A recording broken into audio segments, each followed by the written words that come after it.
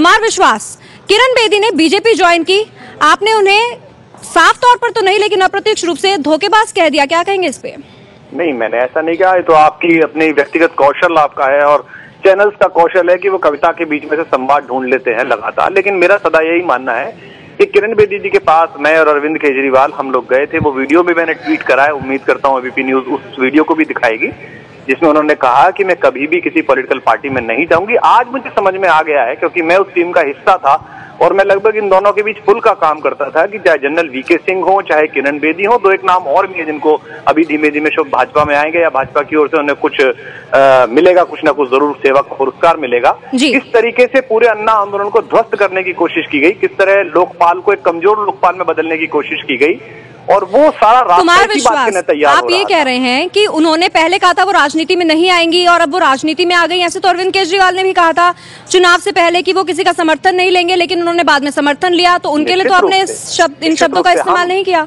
जी बिल्कुल, मैं यही कह रहा हूँ कि एक लोकपाल बनाने के लिए वही मजबूत लोकपाल जो अन्ना हजारे का लोकपाल है। किरण बेदी जी का ट्वीट भी मैंने रीट्वीट किया है, जिसमें उन्होंने कहा है कि जो पार्टियां आरटीआई के अंदर आने से डरती हो, ऐसी पार्टियों को वोट देना गद्दारी है इस देश के साथ। तो भाजपा तो आरटीआई के अंदर नहीं आना चाहती, वो तो अपना हिसाब किताब नहीं बताती, कांग्रेस भी नहीं बताती। तो आप कैसा कहेंगी, क्या कहना चाहती हैं? मेरा कहना है कि लोकपाल कहाँ गया, वो जो मुद्दा था वो कहाँ गया? वो मुद्दा तो अब अरविंद केजरीवाल भी नहीं उठा रहे हैं कुमार विश्वास जी के पास है, उसी के लिए तो उन्होंने पार्टी उसके लिए तो लेकिन इन चुनावों में एक बार भी आपने भी उनके मुंह से लोकपाल का मुद्दा तो नहीं सुना होगा। बीजेपी पर वो जरूर निशाना साध रहे हैं। एक और चीज आपसे जानना चाहूंगी कुमार विश्वास जी, जो जयचंद का नाम आपने लिया है, आप कह रहे हैं कि आप धोखेबाज नहीं कहना चाहते हैं, वो अपनी तरफ से कोई भी कयास लगा सकता है, लेकिन जयचंद से आपका क्या मतलब है? आप किन जयचंद की बात कर रहे हैं? मेरा मतलब यह है कि देश में कोई भी बड़ा आंदोलन, देश में कोई भी बड़ी मांग हो जो इस देश के हित में सदा होती रही है भारत के इतिहास में, वो सदा उस समूह के नष्ट हो जाने के कारण विफल हुई है। जो समूह से लड़ता रहा है वो छोटे छोटे चीजों में बढ़ जाता है। अरविंद केजरीवाल हो या आम आदमी पार्टी हो, वो तो आज भी यही कह रही है कि बस किस तरह से लोकपाल बना दो, किस तरह से भ्रष्टाचार मुक्त भारत बना दो, भ्रष्टाचार मुक्त दिल्ली बना दो। तो क्या भाजपा भ्रष्टाचार मुक्त दिल्ली बना रही है? क्या भारतीय जनता पार्टी, क्योंकि भाजपा के प्रति जो सवाल उन्होंने उठाए थे उन सवालों का उत्तर आज तक नहीं मिला है। किरण जी का ही ट्वीट है जिसमें किरण जी ने कहा है कि जो पार्टी आरटीआई के नीचे नहीं आना चाहती हो उसको वोट देना गद्दारी है देश के साथ। तो आज उन्होंने प्रेस कॉन्फ्रेंस में पूछा क्या उनसे, अध्यक्ष जी से, क्या आपकी पार्टी लेकिन कुमार विश्वास जी, आम आदमी पार्टी भी एक राजनीतिक पार्टी है। किरण बेदी जी आपकी पार्टी में शामिल ना होने की जगह वो बीजेपी में शामिल हो गई, तो वो जयचंद हो गई।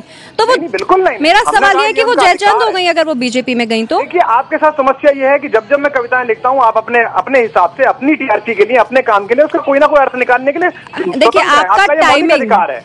लेकिन कुमार विश्वास जी, एक तो आपका टाइम उठाए गए हैं, उन सवालों को एड्रेस किया जाना चाहिए। अगर अरविंद केजरीवाल सरकार में रहने के बाद जन लोकपाल बिना पास कराए मुख्यमंत्री बने रहते तो मैं उनसे भी यही सवाल पूछता कि भाई जन लोकपाल पास कराने के लिए आए थे, जन लोकपाल क्यों नहीं बना रहे हो? उन्होंने जन लोकपाल बनाने की कोशिश की, दोनों पार्टियां एक हो गई, जन लोकपाल नहीं बनने दिया। तो उन्होंने कहा ठीक है, इस्तीफा देते दोबारा लगते हैं। अब वो दोबारा जीत जाए, उसके बाद जन लोकपाल ना बनाए तो उनके बारे में भी भाषा बोली जाएगी। बहुत बहुत शुक्रिया जी शुक्रिया आपका कुमार विश्वास जी हमारे साथ जुड़ने के लिए। तो किरण बेदी जब बीजेपी में शामिल हुई हैं तो कुमार विश्वास ट्वीट करते हैं, जयचंद से उनकी तुलना करते हैं, और जयचंद वो थे जिन्होंने पृथ्वीराज चव्हाण से गद्दारी की थी और उन्हें धोखेबाज का प्रतीक माना जाता है। इसी पर इनसे सवाल पूछे जा रहे थे।